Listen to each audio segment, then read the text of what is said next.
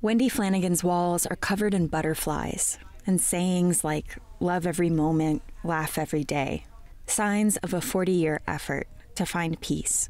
The summer of 1984, Flanagan was chosen for varsity cheerleading. I was loud. I was very happy. I had never experienced loss. The San Ysidro McDonald's was her first job. July 18th changed everything. Then it was the largest mass shooting in U.S. history. For 77 minutes, the gunman killed 21 people and wounded 19 others. Flanagan hid in a closet. When officers escorted her out, she was a different person. I was like, I don't want to be popular. Now I don't want to be noticed. The next day, she went to work at a different McDonald's. Everything was a reminder. The beeping French fry alarm, the floor tiles. Any little thing, like, I don't like, I think everybody's shooting at me. They sent her home. She switched schools, but didn't find the normalcy she craved. They're like, oh, you're that girl from that shooting. I was like, I'm out of here. Then I started ditching class. She bounced between waitressing jobs for decades. And I would never succeed at anything. And I felt like a loser. Like, I was like, what is wrong with me? And it's been a long time, like, get over it. But I never really could. She turned to crystal meth. I was just trying to stay alive any way I could. I did not ever go out of my house, hardly ever at that time.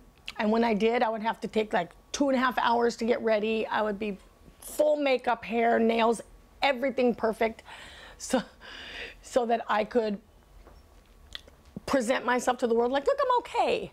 But the majority of the time, I wasn't okay. When her mother lost their house, Flanagan became homeless. During that time, she says she found Jesus and astonishing empathy. I know that people don't want to hear about the shooter,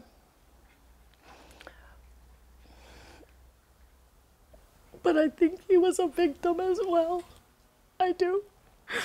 Any person with that much hatred. In her 40s, she learned the word for what derailed her life, PTSD, and that it qualified her for disability benefits. Caseworkers helped her get rent assistance. She says it isn't true that time heals all wounds. She's had to figure out how to live with them. When I was a little girl, they asked me when I want to be a normal girl. I just kept saying that. I want to be a normal girl, I want to be a mommy, and I want to be a teacher. That's it. And I ended up not being a normal girl, not being a mommy, and not being a teacher. Like, how is that? And it was not my doing. The things that happened to me kept me from fulfilling those dreams, But I'm not bitter. I mean, I'm saying, like, God has replaced what I lost by other means, like I said. I'm not like fun and go out and popular and pretty, everything anymore, but I'm at peace. In the closet with Flanagan that day was Al Leos, defensive back for Chula Vista High. They had just won the championship. I was looking forward to my senior year, defend the championship, and look forward to try to get a scholarship to go to university. It was wiped out completely that day. Bullets just missed his heart and spine. I watched a lot of babies, moms, fathers, young kids just have their lives just snuffed right out from underneath them, and there was nothing I could do to help them. He crawled to the closet where he made a deal with God. If you don't take me away, I'm going to do something good with my life. Leos's wounds left him bedbound. My dad stayed home from work for, 5-6 months to take care of me. The San Ysidro community rallied. And they put food on our table. They paid our monthly bills. When Leos healed, he became a cop in San Ysidro, his way of giving back. He says he had nightmares for years. Then one night, he came across a burning vehicle and heard a man inside.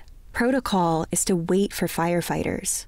But Leos refused to be powerless again. He reached into the flames. But it was like in the movies. I pulled him out. I dragged him away from the vehicle. And as I'm dragging him away, the car blew up. He saved the man. The nightmare stopped. Still, the shooting feels like yesterday. A lot has changed since 1984. He's a San Diego police captain now. Officers have SWAT equipment. They're trained not to wait to take down an active shooter. The Violence Prevention Project says there have been 164 mass public shootings in the U.S. since, leaving countless more survivors who, like Flanagan and Leos, have to figure out how to live with the wounds. Katie Hyson, KPBS News.